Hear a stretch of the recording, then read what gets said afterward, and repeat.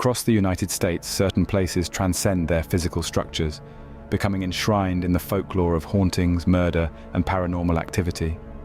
From an eerie ocean liner in California to a forgotten penitentiary in Philadelphia, the spectral presence of those who once lived and died continues to captivate and haunt the imagination of visitors. These places, shrouded in historical intrigue and unsettling phenomena, blend fact and myth, leaving a lasting impression on those who dare to explore their shadowy pasts. The Stanley Hotel, nestled against the foothills of the Rocky Mountains, is an imposing structure in hotel form, a place that melds sumptuousness, isolation, and macabre mysteries. The Stanley Hotel was built in 1911 by Freeland Oscar Stanley, the inventor of the Stanley Steamer automobile, to complement the accommodations established at the Belmont Hotel in St. Louis as a resort. It's a monument to upscale hospitality, but at best it's an unusual monument. More than just a Colorado landmark, it's a place where the past lingers on, where the unseen seemingly walk the halls hand in hand with the living. Over time, this hotel has gained as much notoriety for its beauty as it has for its ghostly residents, many of whom never checked out. Freelance Oscar Stanley, co-founder of the Stanley Steamer automobile, initially built the Stanley Hotel as a resort catering to rich Easterners who ventured west to enjoy the crisp mountain air. Stanley was no exception, and he fell in lust with Estes Park too after he has contracted tuberculosis, thought that the fresh mountain air would cure him. He got the magic of Colorado's climate and decided to build a posh hotel that became synonymous with most resort places on the East Coast. The result was an elaborate 138-room Georgian-style hotel, fully equipped with the finest amenities of the time. Yet with all its spacious architecture and captivating views, the Stanley Hotel was soon to make a name for something far more intangible and unaccountable by history and nostalgia. Guests and employees from the early days of its establishment onwards reported strange occurrences inside the hotel's premises. Paranormal events at the Stanley Hotel are so numerous and unpredictable. Therefore, it is rather hard to call it a myth. Among the many reports that have been popular include the sound of a piano playing, still, in the grand piano room of the hotel. No one is there to hear it. Other guests have spoken of hearing children laugh and play in the halls late at night when the families had gone to bed. The most famous spirit among the hotels is said to be Freeland Oscar Stanley himself. He and his wife Flora are believed to still be attached to the hotel and appear in numerous places throughout the building. Flora, a concert pianist in her lifetime, is believed to be responsible for the unexplained piano music heard by many guests. People who enter the music room often report hearing the faint sound of piano keys being played, but find no one in the room. But probably the most unsettling reports come from room 217, a suite inextricably linked with literary legend. On the summer of 1974, writer Stephen King and his wife Tabitha checked into the Stanley Hotel for an overnight stay. It was to be closed during the winter months, and the couple found themselves in this grand but eerily quiet hotel. They were booked into room 217, a suite with its own history. In 1911, a maid named Elizabeth Wilson was nearly killed in an explosion when she lit a match during a gas leak in the room. She lived, but since then, visitors have reported that within the room, strange things happen. Among them are lights that go on and off by themselves, the objects get moved around, or there is even a presence in this room. Stephen King's stay in room 217 left a deep impression. The isolation, coupled with the eerie atmosphere of the hotel, finally ripened into seeds for one of his most famous novels, namely The Shining. In King's story, the Overlook Hotel is a malevolent force, drawing out the darkest parts of its residents. While the Stanley does not harbor that kind of malevolence, its own paranormal history no doubt contributed to the novel's haunting setting. Room 217 is hardly the only room believed to be haunted. Although paranormal activity has been reported by many throughout the hotel, there are rooms that take on a life of their own with reports of bizarre events. For instance, room 401 has its resident shadowy figures, strange noises, and feelings of being watched. This is one of the most requested rooms and is located in the attic area used by female employees and children. Room 428 is another hub of ghostly sightings. Many guests who have stayed within the walls of this room report hearing footsteps overhead, which, they claim, cannot be possible since their room is on the topmost floor. Others even account for a cowboy-like ghostly figure at the foot of their bed. His identity is unknown, but many describe him as a peaceful soul, yet his appearance still ends up leaving an unsettling mark. Then, there are rooms in the concert hall that has stories to tell as well. The concert hall was built by Freeland Stanley as a present to his wife. It is reported that this concert hall is haunted by several spirits, one of which is that of a former handyman named Paul. For many years, Paul worked at the hotel and he died in the 1940s, but his voice still was heard through its halls, issuing his usual orders such as ordering people to get out who had overstayed their welcome after hours. Accounts are also on record of the ghost of Lucy, a young woman who is supposed to have been a vagrant who sought shelter in the hall and who met with a terrible and untimely death. The paranormal investigators have flocked to the Stanley Hotel in droves over the last few decades, including famous groups like the Ghost Hunters team.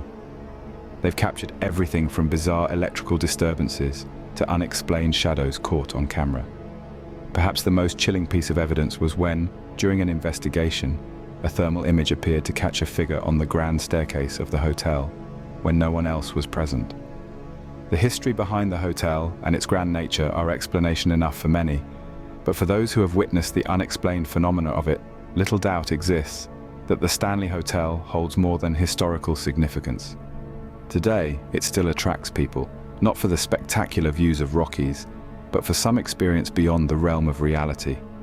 People come to hear the faint tinkle of Flora Stanley's piano, to get a glimpse of the cowboy in room 428, or experience the strange and sometimes playful activity reported in room 217. While skeptics would attribute the tales to mere coincidence or an overactive imagination, the Stanley, having maintained its place among America's most haunted hotels, insinuates something different is in the mix. Be it ghost believer or not, a stay at the Stanley Hotel is going to leave you with stories to tell, which, much like the spirits themselves, can linger long after you leave. The Screaming Skull of Bettiscombe Manor. One such dark and disconcerting tale, stemming from the 1700s, is held by Bettiscombe Manor, set in the tranquil countryside of Dorset, England.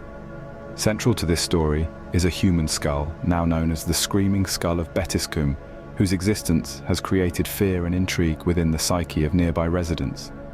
The legend states that anyone who removes the skull from the manor will bring disastrous conditions. An ancient local legend has grown into one of England's most spoken of hauntings, folding both history and the paranormal into one story that still manages to fascinate and unsettle. The tale starts with John Frederick Pinney, an owner of Bettiscombe Manor during the 18th century.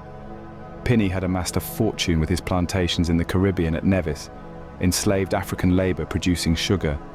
In the most popularized version of the story, Pinney returned to England bringing with him an enslaved man from Nevis who was working in his household. Shortly after his arrival at Bettiscombe Manor, the man fell seriously ill and, as he lay dying, is said to have made the strange request that his body should be taken back to his native land for burial. Unfortunately, that never occurred. Instead, Pinney had the body of the enslaved man interred in the churchyard of the parish. It is here that the legend truly begins to take a turn for the darker. Shortly after his burial, strange and unexplainable noises began to be reported by the occupants of the manor. Mysterious scratching sounds, wailing, and the unmistakable screams that seemed to emanate from nowhere resounded through the halls. According to local accounts, the most violent disturbances coincided with efforts to remove the skeleton from its resting place. Until the body was returned to Nevis, its proper place, it would not rest in peace. The disturbances endured until they became unbearable. Pinney exhumed the body, but instead of sending it back to the Caribbean, only the skull was kept within the manor. The legend goes that it was then placed in the attic of the house, where it is still resting. With the skull inside the premises of Bettiscombe Manor, the paranormal activities heightened. The strange happenings reportedly became more concentrated, almost as though the skull had attained some kind of power. Screams were often heard, more so in the nights, loud enough to rouse the whole household. It would also cause other objects in the manor to move around without explanation and slam doors shut on their own accord without there being any apparent reason for it. Even animals from the property were not left out of this, as they sometimes became agitated or died under mysterious circumstances. As time went on, the skull was so much more than just an artifact in the house. It was treated as some kind of guardian of the house, but at the same time considered a curse. Soon, several attempts to throw the skull away or discard it were followed by terrible mishaps. According to tradition, on one occasion a workman at the hall threw the skull into the adjacent pond. In a short time, furious storms ensued, and the workman in his turn was beset by so many misfortunes that he hastily restored the skull to its niche in the house. Another attempt at reinterring the skull in the local graveyard was forestalled by intense poltergeist-like activity. The household reported windows bursting, furniture moving violently, and generally an overwhelming feeling of unease, which led to the skull eventually being returned to its resting place in the manor. It is around this time that local superstitions really strengthened beliefs that any further disturbance to the skull would unleash its wrath. The screaming skull has retained its position in legend throughout the centuries, yet its origin is not clear. While most accounts identify it as being the skull of the enslaved man brought over by Pinny in more modern times, it has debated this storyline by historians and anthropologists. Some believe that the skull could be very much older than the 18th century and actually belongs to a prehistoric Britain. Skeletal analysis early in the 20th century suggested the skull may not be of African origin. Thus, this further clouded the story. Added to that is the fact that the screaming skull phenomenon is not unique to Bettiscombe Manor. Stories of similar types have cropped up all over England, where human skulls are mounted in houses for protection from ills, as long as they are not disturbed. More often than not, such skulls are from people who died under tragic or unjust conditions and do not let go of their spirits due to unfulfilled wishes. But the visceral nature of it, a piercing scream, aggressive poltergeist activity, years of witness accounts makes Bettiscombe's story one of a kind. From its roots in folklore to the dark history of the slave trade, the legend of the screaming skull of Bettiscombe is one that still enchants. One of the most intriguing aspects of the legend that surrounds the skull is that disturbance of it is invariably accompanied by immediate and dire consequences. Tales of the unfortunate incidences, accidents, or natural calamities that overcame people who tampered with the skull added many layers to its ominous reputation. Its most famous account came in the early 20th century, when some antiquarian reportedly tried to move the skull to study it.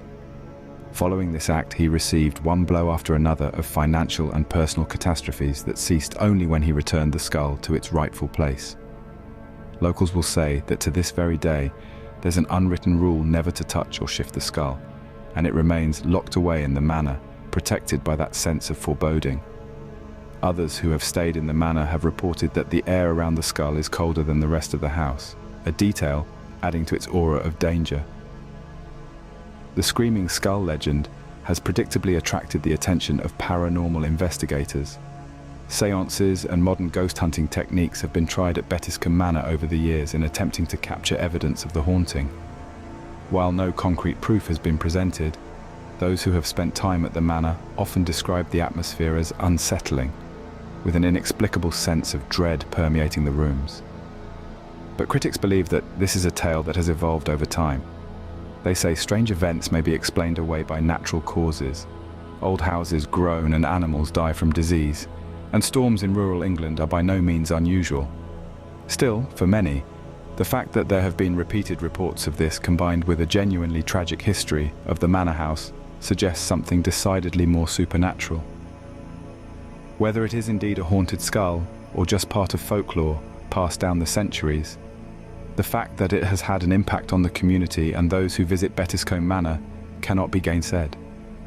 The perceived terrible consequences of disturbing the skull have given it a level of reverence, even fear, among those coming in contact with it. It is a testimony to the power of human storytelling, sprung both from historical tragedy and the mysteries of the unknown. The Brown Lady of Raynham Hall. It was a September day in 1936, and two photographers, Captain Provand and Indra Shira, arrived at Raynham Hall in Norfolk, England, with an assignment for the magazine Country Life. Their commission was to photograph the glory of that ancient manor with its sprawling gardens and centuries-ancient architecture. Yet, it would not be the hall's elegant staircase or opulent drawing rooms that immortalized their visit. Instead, it was the image they shot inadvertently, a picture of what is now referred to as the Brown Lady of Raynham Hall. The ghostly figure coming down the stairs in the image is considered one of the most famous and argued ghost photographs ever taken. Long before that famous photograph was taken, Raynham Hall had already gained a reputation for being haunted. It had been the residence of the aristocratic Townsend family since the 1600s. The ghost, as it has more commonly become known, is referred to as the Brown Lady and is supposedly that of Lady Dorothy Walpole, who lived in the hall during the early 18th century. She was the sister of Sir Robert Walpole, generally regarded as being Britain's first Prime Minister, and married Charles Townshend, the second Viscount of Raynham. According to local legend, the life of Lady Dorothy took a turn for tragedy. Accused of marital infidelity by her husband, she was imprisoned in Raynham Hall until her death in 1726. But reports of her death from smallpox did little to quell more sensational rumours that she was locked away and left to die in the house. Whatever the reality was, reports of her ghost started appearing shortly after her death and have continued for centuries. Visitors and guests to the house have often spoken of a woman in a brown brocade dress who walks the house, being most often seen around the main staircase. Her ghost became famous enough that by the early 20th century, it was one of England's most discussed hauntings. This picture propelled the Brown Lady to international celebrity status was taken in 1936, when Captain Provand and Indre Shirar came to photography. As they were setting up to take a photo of the Great Staircase, Shirar reported that he started to see a figure mistily descending the staircase. By instinct, he turned and shouted to Provand to take a photo. They caught the image, and when the film was developed, it showed a diaphanous figure making its way down the stairs, as if in the gown of a woman from centuries past. The photograph first ran in Country Life magazine and then was picked up by various other outlets, putting the Brown Lady into the limelight. It shows what looks to be the outline of a figure on the stairs in the middle, her form faint but unmistakable. The head and torso of this figure are outlined quite clearly, though there isn't much definition to the features of her face, and the lower half of her body seems to fade out into the stairway itself. The spectral quality of the image has made it one of the most famous ghost photographs ever taken. The photograph brought a storm of argument from the very day it was taken. Skeptics jumped on board, saying it was a neat hoax one achieved with camera tricks, such as double exposure or fiddling with light. Other speculations were that the misty figure could be the result of a smudge on the camera lens or a trick of light and shadow on the staircase. However, on one thing, Provand and Shirar remained consistent. The picture was not faked or manipulated in any way. The magazine Country Life vouched for it too. The negative was examined by professional photographers who could not find out evidence of double exposure or other photographic manipulations. Yet the argument went on for several decades now, and neither of the evidence presented these two groups has been absolute so far. Many paranormal enthusiasts cite the continuity of such ghostly sightings at Raynham Hall as further proof that there must indeed be a Brown Lady. Before the picture was taken, a great deal of people, some of historical significance, such as King George II, had reported seeing the Brown Lady. In 1835, one of his house guests, Colonel Loftus, reported 2 sightings of the ghost in the same dress, brown satin, with glowing empty eye sockets. His account was highly detailed and fitted other sightings right down to the last detail, including a later description by the author, Captain Frederick Marryat, who also claimed to have seen the Brown Lady during the early 19th century. These accounts add credence, in the believer's mind, to the authenticity of the photograph. What really makes the Brown Lady of Raynham Hall so unique is not necessarily the photograph in and of itself, but rather all of the background and succession of appearances that have surrounded it.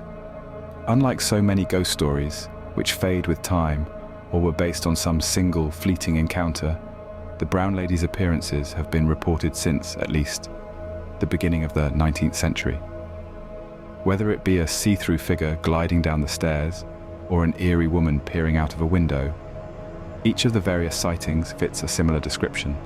A lady in a brown gown, either featureless or with glowing eyes, haunting the hall where once she had lived, and, so the legend goes, died under tragic circumstances.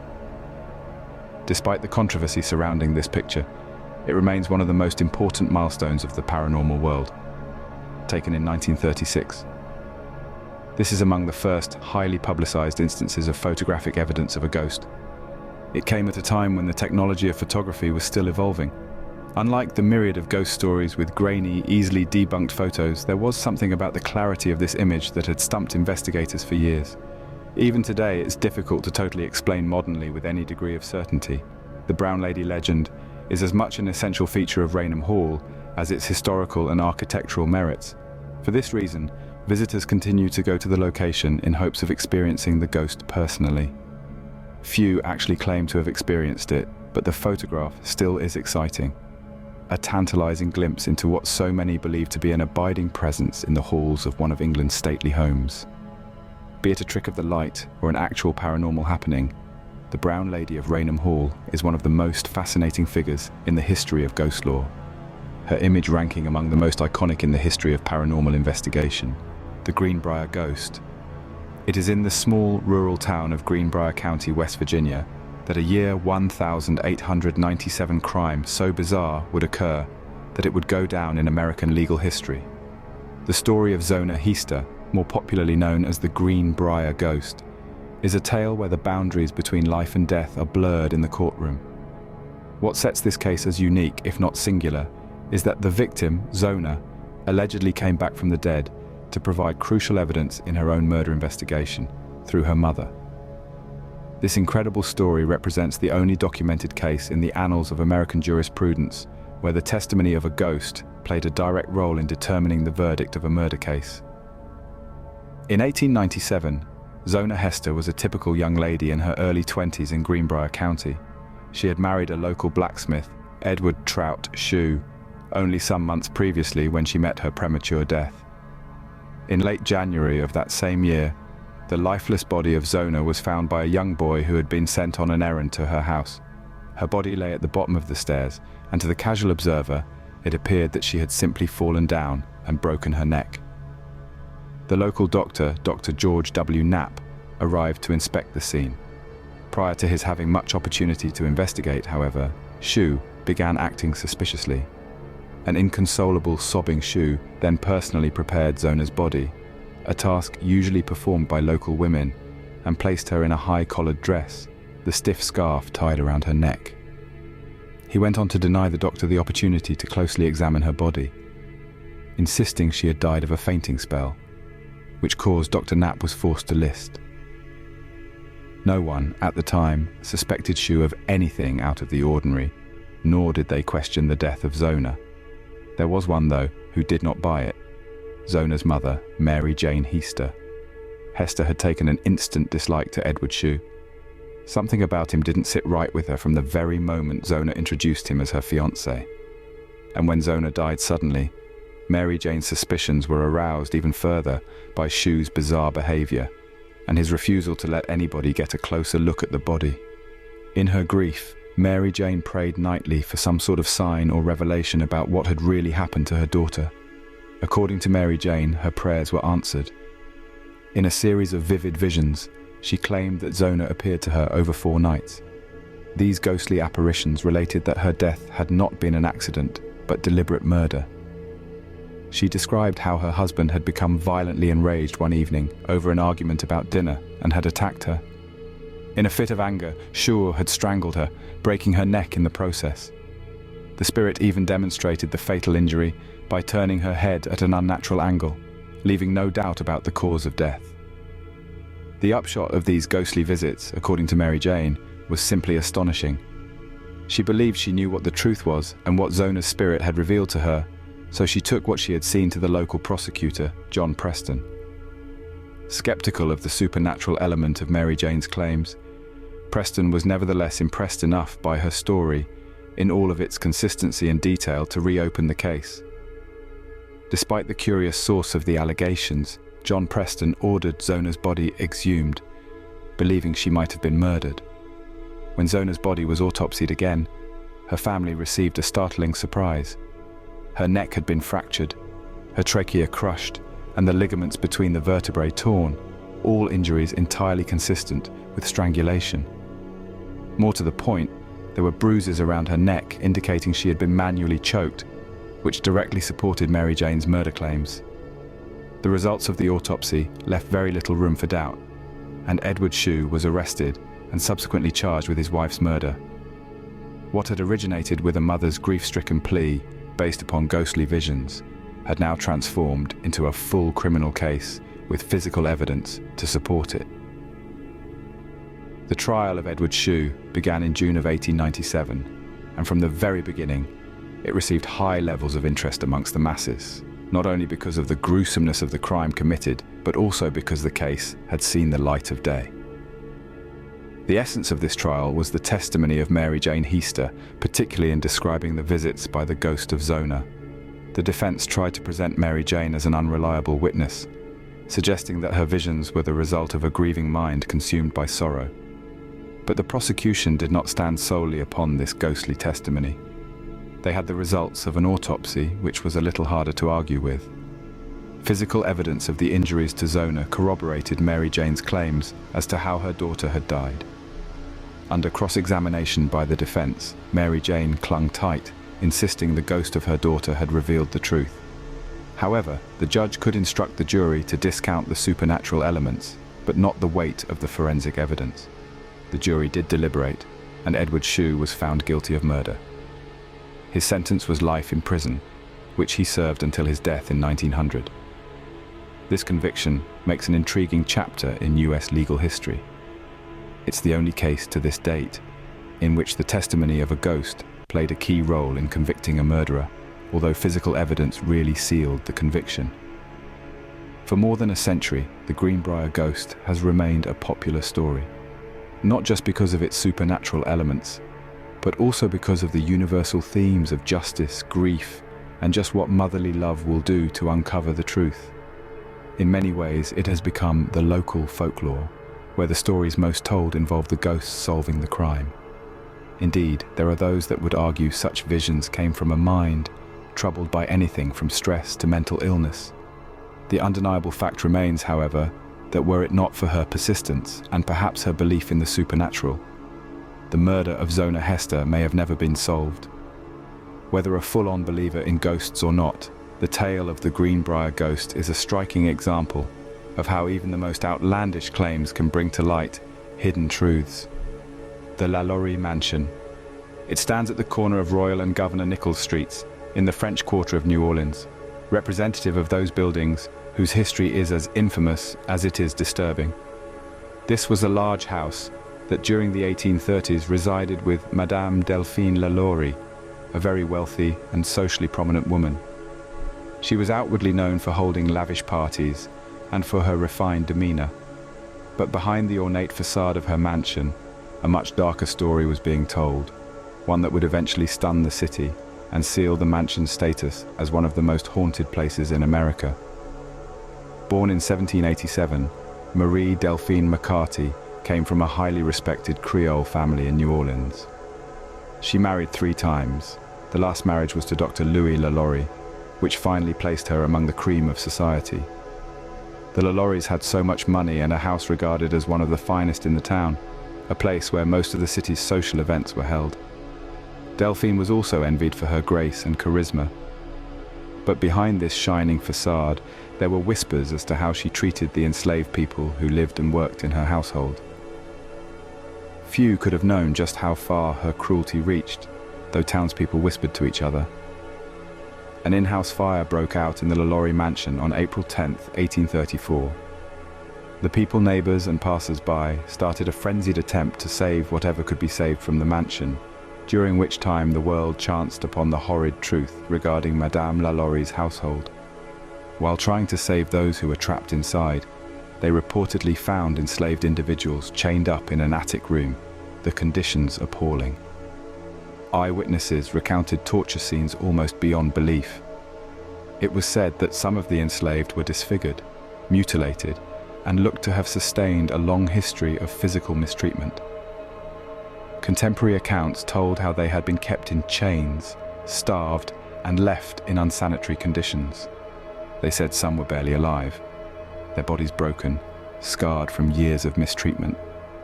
This infuriated the greater community, and word of Delphine LaLaurie's sadism began to spread forthwith. As news of the terrors spread, an outraged mob descended upon the mansion to seek revenge for all that happened within its confines. The LaLaurie Mansion was plundered and partly destroyed by the crowd. Delphine, however, along with her family, was already in flight, fleeing under cover of night. She would never pay her due in New Orleans for the atrocities she had committed. Following the fire, Delphine LaLaurie disappeared, and her exact fate is a matter of some speculation. Some accounts would have her flee to Paris, where she lived out the rest of her days in relative obscurity.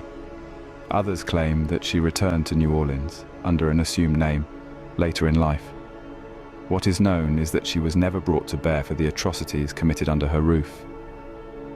Nevertheless, the legacy she left behind continued to haunt both the physical space of the mansion and the city in general. The LaLaurie Mansion received notoriety due to the gruesome findings, not only for the atrocities committed within its walls, but also for spiritual entities believed to still dwell in these walls. Indeed, over the years, numerous residents and visitors to the mansion have spoken about weird phenomena and quite unsettling. These give rise to its reputation among the most haunted buildings in New Orleans. One of the most reported phenomena is the sound of phantom screams that ring through the mansion on nights believed to be the cries of the enslaved people tortured within its walls. Some people also claim to have heard rattling chains or cold drafts for no reason at specific parts of the house, mainly in the attic area where the enslaved people were held. Apparitions are said to materialize inside and on the grounds of the mansion.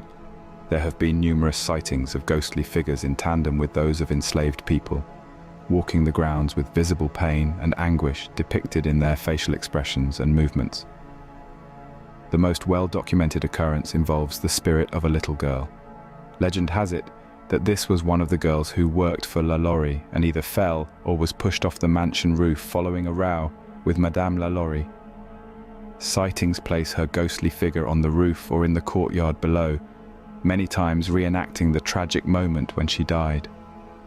Even those who do not believe in ghosts have reported an oppressive atmosphere upon visiting the mansion. Some describe a heavy, uncomfortable feeling upon entering, as if the walls themselves carry the weight of the building's dark past. Since the 1830s, the LaLaurie Mansion has passed through many hands, and despite its gruesome history, it continues to be one of the most iconic structures in New Orleans.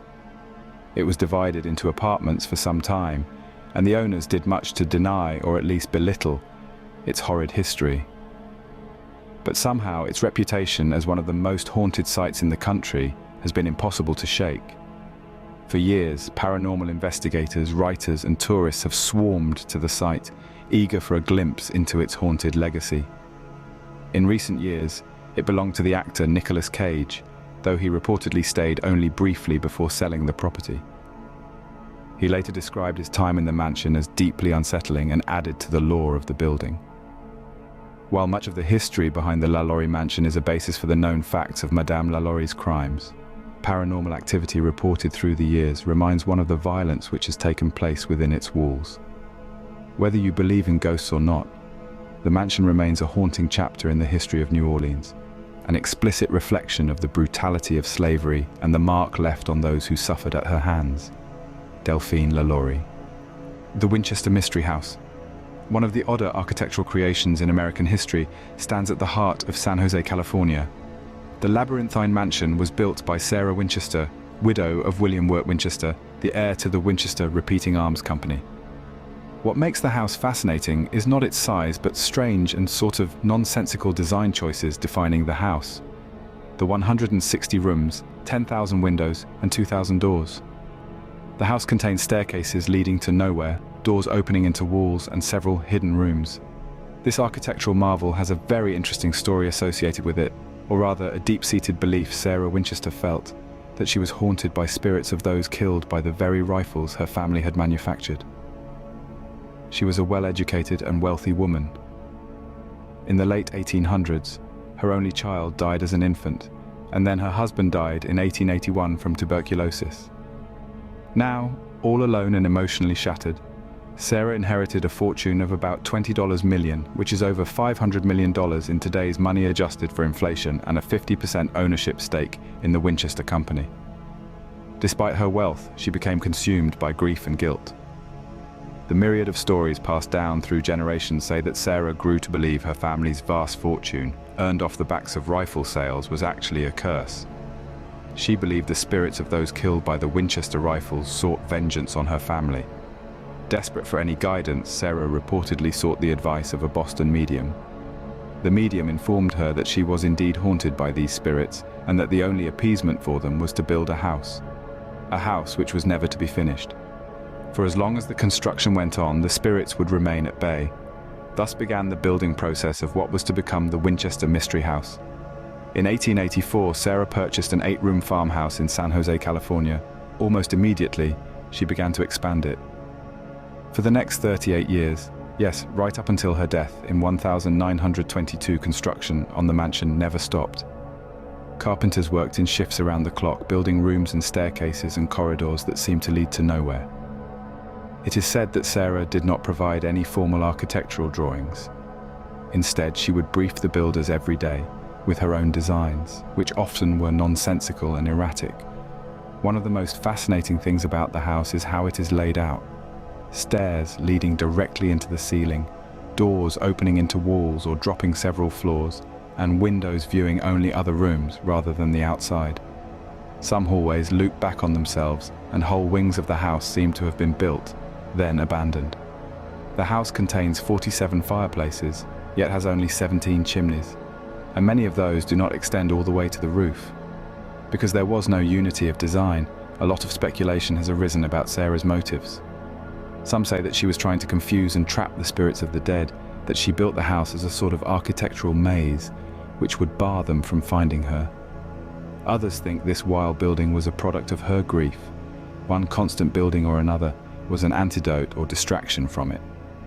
While the spiritual explanation behind the house's construction is the most commonly accepted and oft-repeated, there are other meanings. Not all historians believe that Sarah Winchester was concerned with ghosts as much as constructing a very eccentric home that suited her taste.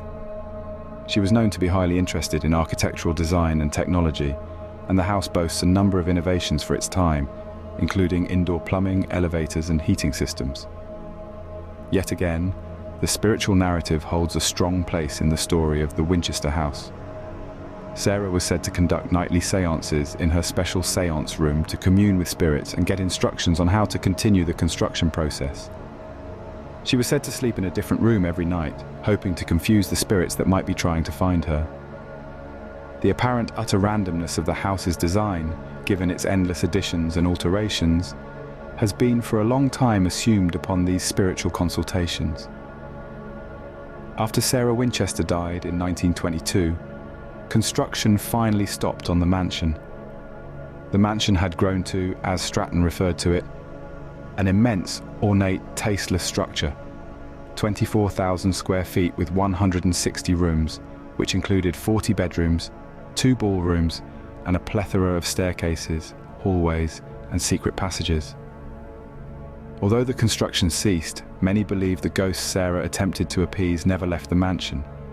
Visitors and staff alike hear footsteps, voices, and the sounds of doors slamming in otherwise empty rooms. Some even report having seen the ghost of a labourer wheeling his wheelbarrow down the halls. Others the figure of a woman dressed in black, presumably Sarah herself, pacing the interminable corridors.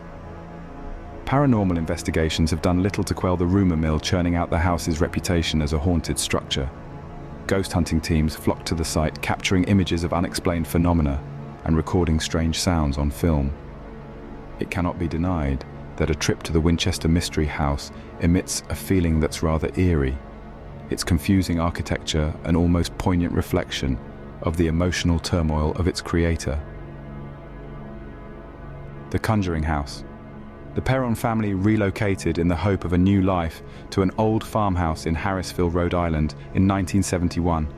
The sprawling estate was known as the Old Arnold Estate and represented an aged house constructed in 1736, with centuries of history enclosed within its foundation. What started as a promising new chapter for the Perrons would quickly degrade into a nightmare that would become one of the most well-renowned hauntings in recent paranormal history. In no time, this house would attain the notoriety for the disturbing and inexplicable activity that was documented in the 2013 film The Conjuring. It was all very real, though. At the center of it all were the Perrons, their experiences with phenomena that terrified them, and famed paranormal investigators Ed and Lorraine Warren. Shortly after the Perron family, Roger, Carolyn, and their 5 daughters moved into the house, they began to notice strange occurrences. At first, the activity was innocuous, playful. Things went missing, reappeared in odd places, and the girls spoke of objects moving on their own. It didn't take long, however, for these experiences to accelerate into a far more insidious tone. One of the first and most consistent phenomena included a smell of rotting flesh that would appear in rooms without any reason. It would then simply just disappear again, leaving the family disturbed. Besides that, the beds shook violently during the middle of the night, and loud, unexplainable banging noises echoed through the house at any time of day or night. The Perron children started to see shadowy figures, some benign and others malevolent. Soon enough, the family realized it wasn't alone in the house, and whatever shared the space with them wasn't content to just stay in the background. This especially seemed to be the case with Carolyn Peffron, who found herself quickly targeted in some ways by the dark forces at play. She said she was being pinched and slapped, while once getting thrown physically by an unseen force. She even once claimed to have seen the apparition of a woman with a bent neck who seemed to be warning her to leave the house. Among the many spirits the Perron family believed to live in the house, the most malevolent presence was allegedly that of Bathsheba Sherman. Local legend purports that Bathsheba lived in the estate during the 19th century and was accused of witchcraft and murdering an infant. While there is no historical proof for such claims, the Perron family insisted that the spirit of Bathsheba was the main ghostly cause. The family, in desperation, contacted the already well-established paranormal investigators, Ed and Lorraine Warren, whose reputation had grown from other high-profile hauntings. Thereafter, multiple visits were made to the house, with a series of investigations led by the Warrens. Self-proclaimed clairvoyant Lorraine described sensing there was a dark and oppressive feeling throughout the house and centered around Bathsheba Sherman. As a result of these events, she took the conclusion that Bathsheba had put a hex upon the land and used the torment of the Perrons to feed her spirit in the house. Everything was documented by Ed and Lorraine Warren, but notwithstanding their trying to perform various rituals and other forms of intervention, attempting to stop the torment that this family was undertaking, they enjoyed only a limited success. According to Lorraine Warren, Bathsheba's spirit was deeply rooted in the property, and its influence over the house was very powerful. The experiences reported by the Perron family were not isolated or subtle. Indeed, the beds shaking at night, a common enough experience, would often shake so violently that the children could not sleep. In addition to physical manifestations, the family heard disembodied voices. The girls often heard their names being whispered when no one else was in the room, and full conversations could be distinctly heard emanating from empty spaces. One of the most terrifying incidents had to do with Carolyn Perron's levitation. In one of the Warrens' investigations, Carolyn was said to have been taken over by some kind of dark force, contorting her body unnaturally and shooting off the floor before violently slamming back down. Of the experiences, however, that were most harrowing for the family involved their emotional and psychological states. In particular, Carolyn became increasingly paranoid and withdrawn, believing that Bathsheba was targeting her because she saw Carolyn as a rival. The entity wanted them either to leave the house or do them serious harm. The Perron family could only tolerate the house for almost a decade, until financial reasons compelled them to remain, despite the torment. Finally, in 1980, they moved out, and the haunting ceased. The memories, however, did not. Years later, Andrea Perron, the eldest daughter, would go on to pen a series of books titled House of Darkness, House of Light, detailing the experiences they all endured in the house. Events at the Old Arnold estate received mainstream attention with the release of The Conjuring, directed by James Wan, in 2013. Although the film took a few creative liberties with it, the central events of the story, the Perron family being terrorized and the involvement of the Warrens remain consistent with the true accounts. Since then, the house has become somewhat of a pilgrimage site for paranormal enthusiasts, even though the current owners insist the property is quiet. The Queen Mary. Launched in 1936, RMS Queen Mary hardly took any time to get listed among the most opulent and technologically advanced ocean liners of its time. Indeed, from its sophisticated Art Deco design to the luxurious accommodation, life on board was just incomparable and unique for its passengers. Over 2 million people were carried during its operational years, including celebrities, royalty, and even soldiers during the Second World War. But the Queen Mary was more than just a ship of splendor. It became a vessel associated with death and tragedy.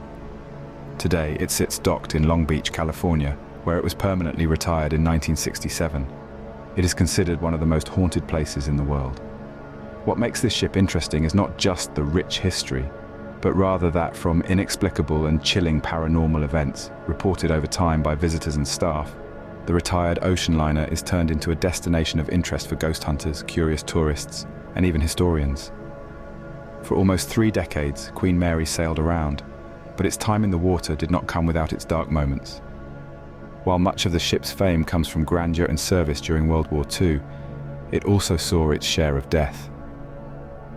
During the war, the ship picked up the nickname the Grey Ghost for its ability to evade enemy detection as it ferried troops across the Atlantic. It also played a part in one of the most tragic maritime accidents, when in 1942 it collided accidentally with a British ship, the HMS Curacoa, cutting it in two. The Queen Mary was unable to stop, and 239 crew members aboard the Curacoa lost their lives. This remains the most famous incident, but many deaths occurred on the ship throughout the years. While she was working as an upscale liner, several passengers and crew died under mysterious or tragic circumstances. From pool drownings to fatal accidents in the room of the ship, the Queen Mary has witnessed a number of them, all that have added to her being haunted. Since its conversion into a museum and hotel back in the 1960s, visitors and staff alike have reported a myriad of eerie encounters aboard the Queen Mary. Everything from disembodied voices and footsteps to full-bodied apparitions has been reported. While there are scores of paranormal hotspots on the ship, there are a select few that really stick out from among the bunch, due in great part to the frequently and consistently occurring activity. One of the most infamous areas is, of course, the first-class swimming pool, which is now devoid of water and filled instead with ominous tales. A large number of visitors claim to have seen a ghostly apparition of a little girl, often carrying a teddy bear, around the pool area. Others have described hearing the splashing sounds as though the pool were still filled with swimmers. Some say wet footprints have been spotted leading away from the pool, but the area has long since dried up. The pool is said to be linked with other apparitions, such as women in old swimsuits that disappear upon approach. Other paranormal reports are grounded in the engine room deep within the ship. It was here, in this cramped, mechanical space, that a young sailor named John Pedder was tragically crushed by a watertight door during a drill in 1966. Visitors claim to see his ghost, often attired in overalls, lingering near the door where he died. Many have reported feeling a sudden, intense chill in this part of the ship, along with hearing unexplained banging noises echoing through the metal walls. Particular attention falls upon cabin B340, which earlier was part of the ship's luxurious accommodations and is reputedly the most haunted room on board. Over the years, many guests have reported terrifying experiences, rattling and knocking at the door, bedsheets being pulled off while they slept. Other people claimed they saw dark figures standing at the foot of their bed or felt the invisible presence of someone in the room. The activities in cabin B340 became so renowned that the room was out of bounds for visitors for several decades. In 2018, the room reopened with ghost hunting gear for brave guests ready to make it through the night. The incidents of paranormal activities on the Queen Mary attracted the attention of several investigators. Among them were the super busy professional paranormal investigators Ed and Lorraine Warren. The Warrens, both famed for their involvement with a number of high-profile hauntings, including those which inspired the films The Conjuring investigated the ship, reporting intense spiritual energy. Their investigation lent credibility to the ship's reputation as a paranormal hotbed. but the Queen Mary had earned a place in the annals of ghost lore long before they became involved. There have been a great many reports of ghostly encounters on the ship. However, skepticism still endures. Others say the cold spots, strange noises, and eerie sensations could be explained by the ship's age and design. An old ocean liner, especially one chock full of complex systems and old metal structures, is bound to creak and shift as it sits in port. Others say that it is the storied history of the ship itself that might predispose visitors to expect supernatural experiences, a sort of psychological effect where events of everyday character take on a sinister tone. Of course, to those who've had experiences aboard the Queen Mary, skepticism does little to explain what they've seen and felt. The consistency of the reports across decades from numerous sources keeps the belief that something out of the ordinary is at play. This makes the ship a focus for paranormal enthusiasts, luring ghost hunters from all over the world who want to investigate its decks in search of evidence. Today, the Queen Mary remains moored in Long Beach, operating as both a floating hotel and a historical museum. Many of its most popular tours deal with ghosts, its dark history part of its draws, while educating the visitors about its more banal, traditional history as a sign of classy travel. The haunted reputation of the ship has been the subject of numerous books, documentaries, and television specials, and continues to delight the imagination of those touring her. Eastern State Penitentiary, standing in the middle of Philadelphia, a fortress-like building that reinvented the definition of prison in the 19th century. It opened its doors in 1829 as one of the first prisons to implement solitary confinement, housing inmates in isolation where they were to ponder upon their wrongdoings and repent. When it was built, the design of this prison was revolutionary, with its imposing Gothic architecture supposed to reflect the harshness of the system. Setting aside the historical value, today Eastern State is most famously known for one thing. It is reputedly one of the most haunted places in the United States. The penitentiary now attracts a stream of paranormal enthusiasts, with visitors and staff reporting strange occurrences, shadowy figures, disembodied voices, ghostly laughter, and inexplicable footsteps. Eastern State Penitentiary was the brainchild of the Philadelphia Society for Alleviating the Miseries of Public Prisons, a penal reformist group. In contrast to earlier forms of imprisonment that relied on physical punishment, this institution was to rehabilitate its criminals with solitude and repentance. The word penitentiary was derived from there. Thus, isolation would be forced upon the inmates to reflect on their crime, and thus ultimately result in moral reform. Each prisoner was held in a single cell without any interaction with other prisoners. It had but one small skylight, the so-called Eye of God, allowing a view of the outside world and giving one the impression of a glance at the guidance and penance of God. What from the outside appeared to be a remarkably enlightened approach to rehabilitation would soon prove to be seriously flawed. Inmates without human contact and in isolation often suffered severe psychological distress. Many went mad under the strain of confinement, turning the institution into a site of immense mental anguish. Among the most famous prisoners to have lived in the prison was Al Capone, the notorious Chicago mob boss, who was transferred to Eastern State in 1929, based on charges related to carrying a concealed weapon.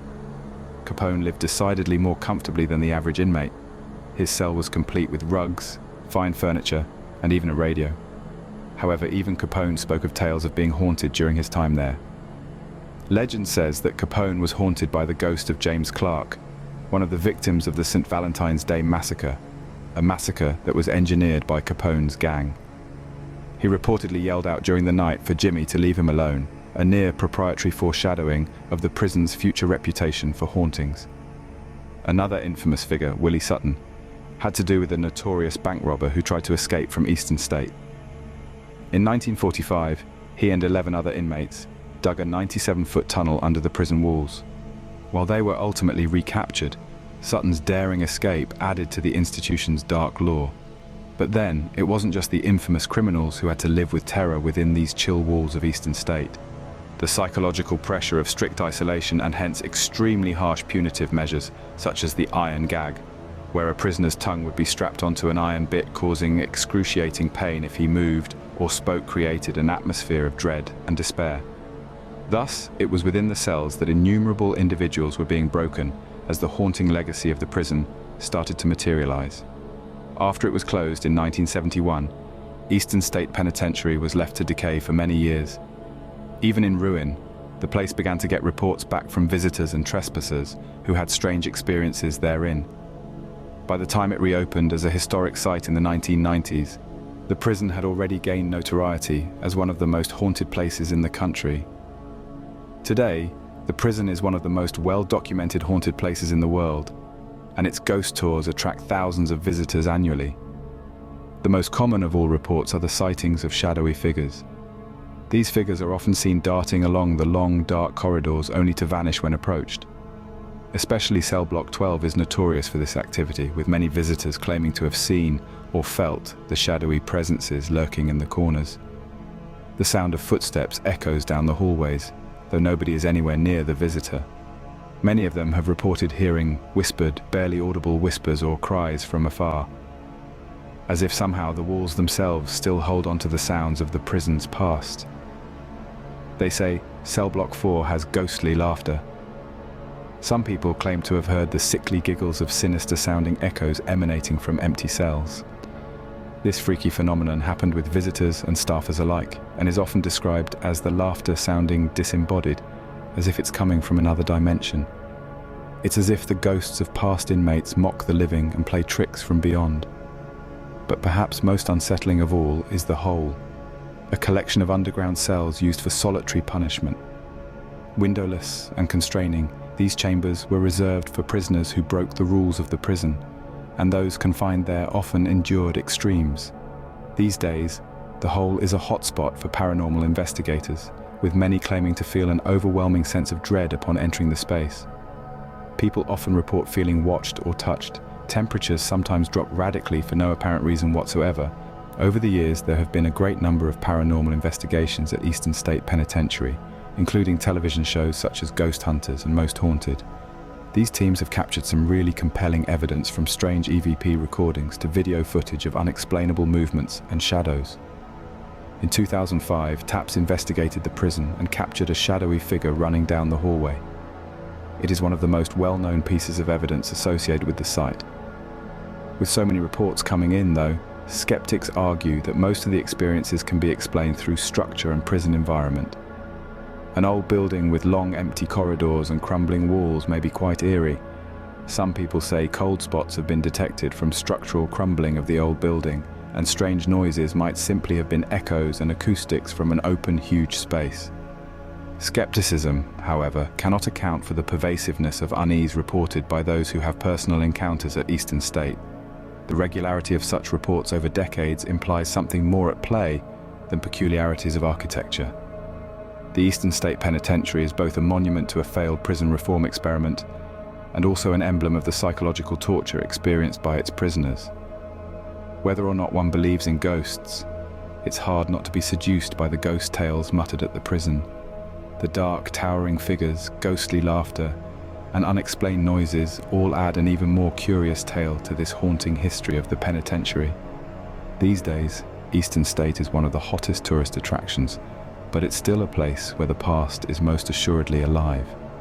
Its dark history of suffering, isolation, and death seems to continue right through in its walls, as visitors can't help but wonder if some of the souls that lived and died within have never left. The little town of Fall River, Massachusetts, awoke on the morning of August 4, 1892, to one of the most heinous crimes of its century. Andrew and Abby Borden had been brutally murdered, with a hatchet used to strike them multiple times in their dwelling. If the crime wasn't enough to shock, suspicion would quickly point out their youngest daughter, Lizzie Borden. Though acquitted of the murders, the public was enthralled with the case.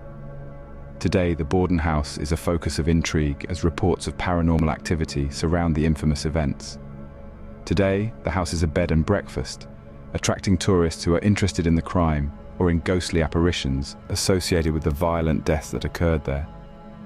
The reported phenomena include everything from objects in motion to strange noises and even partial apparitional appearances, which would indicate that the ghosts of the Borden family might never have left the premises. That August morning, there was domestic tension in the household of the Bordens. Lizzie Borden was 32, living with her father Andrew, her stepmother Abby, and their maid Bridget Sullivan. The various descriptions of Andrew Borden were that he was wealthy and stingy, keeping the household purse strings very tightly pulled, and that this allegedly created considerable tension within the family. Lizzie and her older sister Emma both in fact felt bitter about their stepmother, whom they accused of after having more of the family property. About 11 a.m. the following morning, Andrew Borden's body was found slumped on the couch in the living room.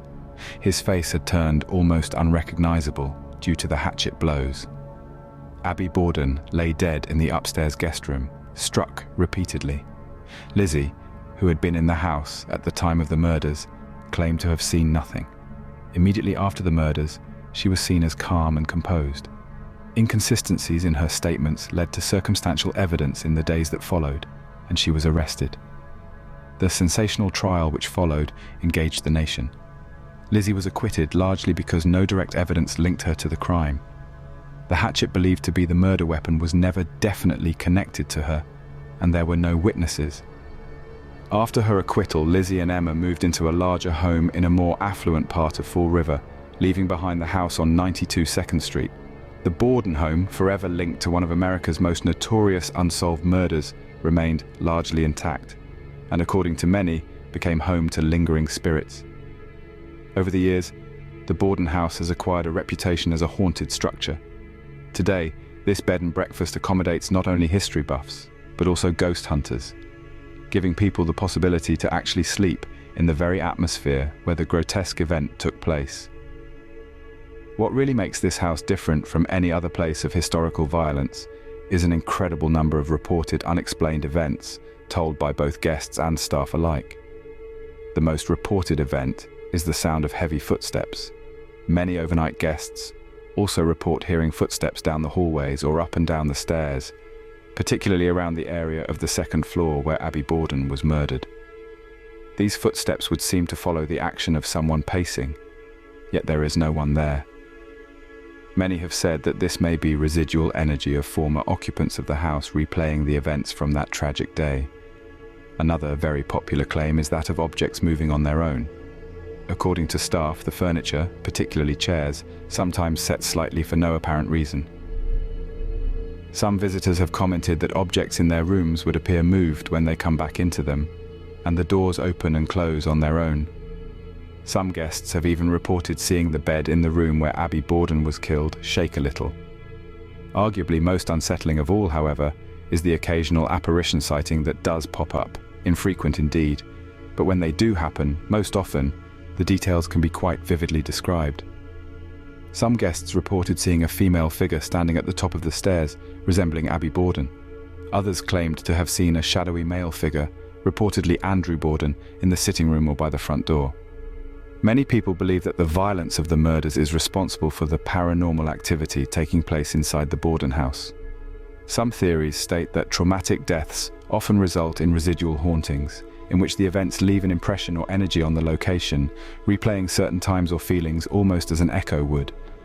The vicious nature of the Borden murders, both victims struck multiple times with a hatchet, has led many paranormal investigators to theorize that the house retains the emotional intensity of that day. Some believe that Andrew and Abby Borden are unable to rest because of unfinished business. The crime, for one, has not been resolved. It was either Lizzie Borden who got acquitted, or no other suspects were ever found. This is, according to them, Abby, in particular, is still in the house because of her very sudden and violent death, keeps lingering in that bedroom where her life was so viciously cut short. Skeptics say that anything remotely resembling paranormal activity could be the result of the atmosphere of the house and the power of suggestion. The case of Borden is widely known, and the history of the house is deeply intertwined with violence, so visitors may be more apt to take normal noises and occurrences, things like an old house creaking or shifting furniture, and interpret them as supernatural events. To those who claim to have experienced the inexplicable in the mansion, the ghosts are very real. What makes the Lizzie Borden house so unique is just how little it has changed since the murders in 1892. The furniture, layout, and even the wallpaper are all faithful to the original design, making it seem almost as if time has stood still within the space. This heightens a visitor's experience alone, as they're able to walk through the very rooms of the committed crime and perhaps feel the lingering presence of the Borden family. Paranormal or not, one cannot deny the feeling of heaviness within that house. It holds within itself the meeting of history and tragedy, or better yet, the unknown. The questions of murders unaccounted for somehow feel as if something is left behind, still residing within the confines of 92 2nd Street. The Lizzie Borden House to this day remains a hotspot for curiosity seekers and earnest paranormal hunters alike, all seeking a glimpse into one of America's most infamous unsolved crimes, and maybe even a meeting with the restless spirits of those who lived and died there. From the haunted halls of the Queen Mary to the chilling cells of Eastern State Penitentiary and the infamous Lizzie Borden House, the stories we've explored all share a common thread, a deep connection between historical tragedy and the paranormal. Each location is a vivid reminder of how human suffering, unresolved mysteries, and violent deaths can leave a lasting imprint on physical spaces. Whether it's the footsteps heard in empty corridors, ghostly figures spotted in abandoned cells, or objects moving without explanation, these sites continue to draw visitors who seek to confront the unknown. As we've journeyed through these tales, we've delved into the eerie details that make these places legendary. If you've enjoyed this deep dive into some of history's most haunted and mysterious sites, stay tuned for more explorations into the fascinating blend of history and the unexplained. And remember, the past often lingers longer than we think, sometimes in ways that defy understanding. Until next time, my dear spooker, stay curious.